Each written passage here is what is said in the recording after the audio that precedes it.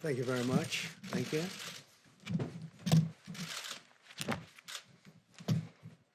Good evening. I'd like to provide the American people with an update on our efforts to protect the integrity of our very important 2020 election. If you count the legal votes, I easily win. If you count the illegal votes, they can try to steal the election from us. If you count the votes that came in late, we're looking at them very strongly, but a lot of votes came in late. I've already decisively won many critical states, including massive victories in Florida, Iowa, Indiana, Ohio. To name just a few, we won these and many other victories despite historic election interference from big media, big money, and big tech. As everybody saw, we won by historic numbers. And the pollsters got it knowingly wrong. They got it knowingly wrong. We had polls that were so ridiculous, and everybody knew it at the time. There was no blue wave that they predicted. They thought there was going to be a big blue wave. That was false. That was done for suppression reasons. But instead, there was a big red wave. And it's been properly acknowledged, actually, by the media. They were, I think, very impressed. But that was after the fact. That doesn't do us any good. We kept the Senate despite having twice as many seats to defend as Democrats. And in a really much more competitive states, we did a fantastic job with the Senate. I think we're very proud of what's happened there. We had many more seats to defend. They spent almost $200 million on Senate races in South Carolina and Kentucky alone, 2 races, and hundreds of millions of dollars overall against us. At the national level, our opponents' major donors were Wall Street bankers and special interests. Our major donors were police officers, farmers, everyday citizens. Yet for the first time ever, we lost 0 races in the House. I was talking to Kevin McCarthy today. He said he couldn't believe it. 0 races, very unusual thing, 0. And actually won many new seats with, I think, many more on the way. This was also the year of the Republican woman. More Republican women were elected to Congress than ever before. That's a great achievement. I won the largest share of non-white voters of any Republican in 60 years, including historic numbers of Latino, African American, Asian American, and Native American voters, the largest ever in our history. We grew our party by 4 million voters, the greatest turnout in Republican Party history. Democrats are the party of the big donors, the big media, the big tech, it seems, and Republicans have become the party of the American worker, and that's what's happened. And we're also, I believe, the party of inclusion. As everyone now recognizes, media polling was election interference in the truest sense of that word by powerful special interests. These really phony polls, I have to call them phony polls, fake polls, were designed to keep our voters at home, create the illusion of momentum for Mr. Biden, and diminish Republicans' ability to raise funds. They were what's called suppression polls. Everyone knows that now. And it's never been used to the extent that it's been used on this last election. To highlight just a few examples, the day before election, Quinnipiac, which was wrong on every occasion that I know of, had Joe Biden up by 5 points in Florida, and they were off by 8.4 points, and I won Florida easily. So they had me losing Florida by a lot, and I ended up winning Florida by a lot. Other than that, they were very accurate. They had him up 4 points in Ohio, and they were off by 12.2 points. And I also won Ohio, great state of Ohio, very easily. The Washington Post had Biden up 17 points in Wisconsin, and it was basically even. They were off by about 17 points. And they knew that. They're not stupid people. They knew that. Suppression. There are now only a few states yet to be decided in the presidential race. The voting apparatus of those states are run in all cases by Democrats. We were winning in all the key locations by a lot, actually. And then our numbers started miraculously getting whittled away in secret, and they wouldn't allow legally permissible observers. We went to court in a couple of instances, and we were able to get the observers put in. And when the observers got there, they wanted them 60, 70 feet away, 80 feet, 100 feet away, or outside the building to observe people inside the building. And we won a case, a big case, and we have others happening. There are lots of litigation, even beyond our litigation. There's tremendous amount of litigation generally because of how unfair this process was. And I predicted that. I've been talking about mail-in voting for a long time. It's really destroyed our system. It's a corrupt system. And it makes people corrupt even if they aren't by nature. But they become corrupt. It's too easy. They want to find out how many votes they need, and then they seem to be able to find them. They wait, and then they find them. And you see that on election night. We were ahead in vote in North Carolina by a lot, tremendous number of votes. And we're still ahead by a lot, but not as many because they're finding ballots all of a sudden. Oh, we have some mail-in ballots. It's amazing how those mail-in ballots are so one-sided, too. I know that it's supposed to be to the advantage of the Democrats, but in all cases, they're so one-sided. We were up by nearly 700,000 votes in Pennsylvania. I won Pennsylvania by a lot, and that gets whittled down to, I think they said now we're up by 90,000 votes, and they'll keep coming and coming and coming. They find them all over, and they don't want us to have any observers, although we won a court case. The judge said you have to have observers. Likewise in Georgia, and they're appealing. Actually, they're appealing. We won a case that we want people to watch, and we want observers, and they're actually appealing, which is sort of interesting. I wonder why they'd appeal, that all we want to do is have people watch as they do the vote tabulations. Likewise in Georgia, I won by a lot, with a lead of over getting close to 300,000 votes on election night in Georgia. And by the way, got whittled down, and now it's getting to be to a point where I'll go from winning by a lot to perhaps being even down a little bit. In Georgia, a pipe burst in a faraway location, totally unrelated to the location of what was happening, and they stopped counting for 4 hours, and a lot of things happened. The election apparatus in Georgia is run by Democrats. We also had margins of 300,000 in Michigan. We're way up in Michigan, won the state. And in Wisconsin, we did likewise fantastically well. And that got whittled down. In every case, they got whittled down.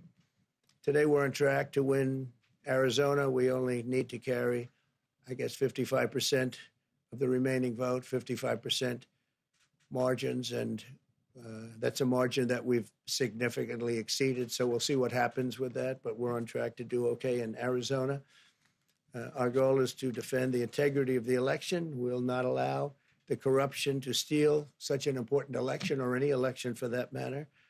And we can't allow anybody to silence our voters and manufacture results. I've been doing a lot of public things for a long time. I've never had anything that's been as inspirational, by people calling, talking, sending things to us. I've never seen such love and such affection and such spirit as I've seen for this. People know what's happening, and they see what's happening, and it's before their eyes.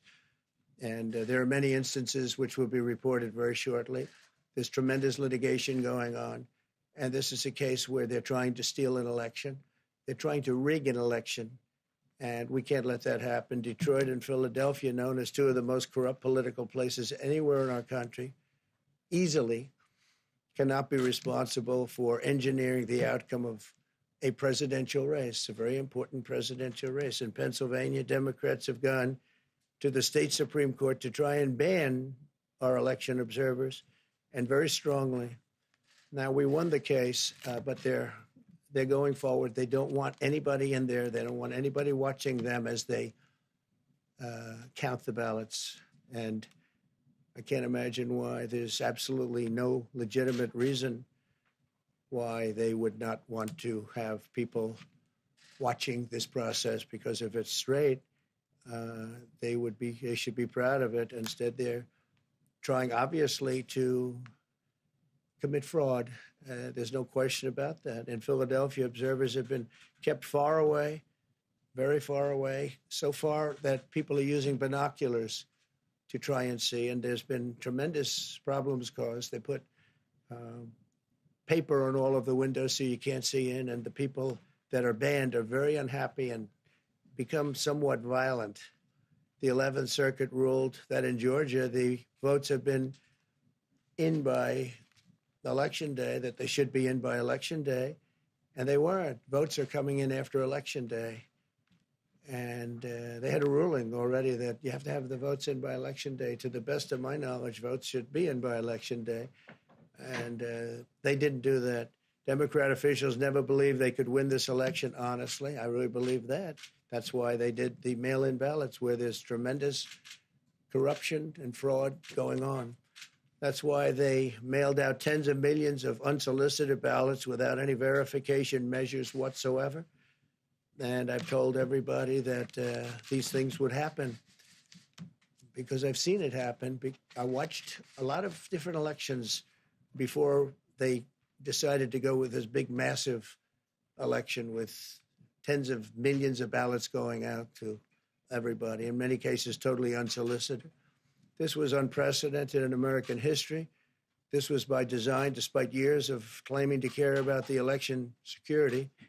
They refused to include any requirement to verify signatures, identities, or even determine whether they're eligible or ineligible to vote. People are walking in there. They have no idea. They're just taking numbers. They're writing down things, the workers, and doing a lot of bad things. And we have a lot of information coming and litigation that you'll see that will shake even you people up. And you've seen it all. The officials overseeing the counting in Pennsylvania and other key states are all part of a corrupt Democrat machine that you've written about. And for a long time, you've been writing about the corrupt Democrat machine. I went to school there, and I know a lot about it. It hasn't changed. It's a long time ago, and hasn't changed. It's gotten worse. In Pennsylvania, partisan Democrats have allowed ballots in the state to be received 3 days after the election. And we think much more than that. And they're counting those without even postmarks or any identification whatsoever. So you don't have postmarks, you don't have identification. There have been a number of disturbing irregularities across the nation. Our campaign has been denied access to observe any counting in Detroit. Detroit is another place. And I wouldn't say it has the best reputation for election integrity. Poll workers in Michigan were duplicating ballots. But when our observers attempted to challenge the activity, those poll workers jumped in front of the volunteers to block their view so that they couldn't see what they were doing. And it became a little bit dangerous. One major hub for counting ballots in Detroit covered up the windows again with large pieces of cardboard. And so they wanted to protect and block the counting area. They didn't want anybody seeing the counting, even though these were observers who were legal observers that were supposed to be there. In Detroit, there were hours of unexplained delay in delivering many of the votes for counting. The final batch did not arrive until 4 a.m. And even though the polls closed at 8 o'clock, so they brought it in, and the batches came in, and nobody knew where they came from. We've also been denied access to observe in critical places in Georgia.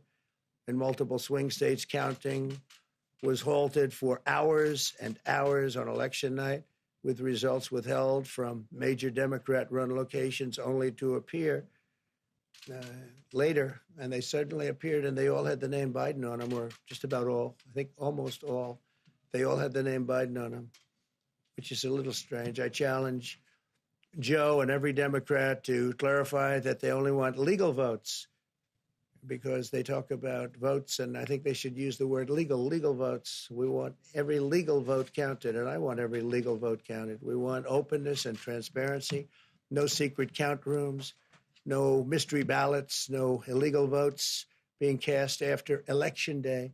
You have election day, and the laws are very strong on that. You have an election day, and they don't want votes cast after election day, and they want the process to be an honest one. It's so important. We want an honest election, and we want an honest count, and we want honest people working back there because it's a very important job. So that's the way this country is going to win. That's the way the United States will win.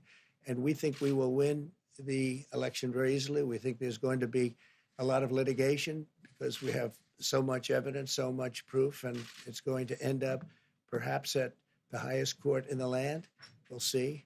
But we think there'll be a lot of litigation because we can't have an election stolen like this. And I tell you, I have been talking about this for many months with all of you, and I've said very strongly that mail-in ballots are going to end up being a disaster. Small elections were a disaster. Small, very easy to handle elections were disastrous. This is a large-scale version, and it's getting worse and worse every day. We're hearing stories that are horror stories, absolute horror stories, and we can't let that happen to the United States of America. It's not a question of who wins, Republican, Democrat, Joe, myself. We can't let that happen to our country. We can't be disgraced by having something like this happen. So it will be hopefully cleared up, maybe soon, I hope soon, but it'll probably go through a process, a legal process. And as you know, I've claimed certain states, and he's claiming states, and we can both claim the states, but ultimately I have a feeling judges are going to have to rule.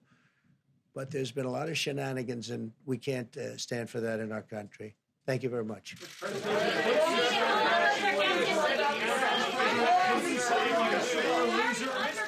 Are you being a sore loser? Why is the president undercutting this process? Haley, are you here as press secretary?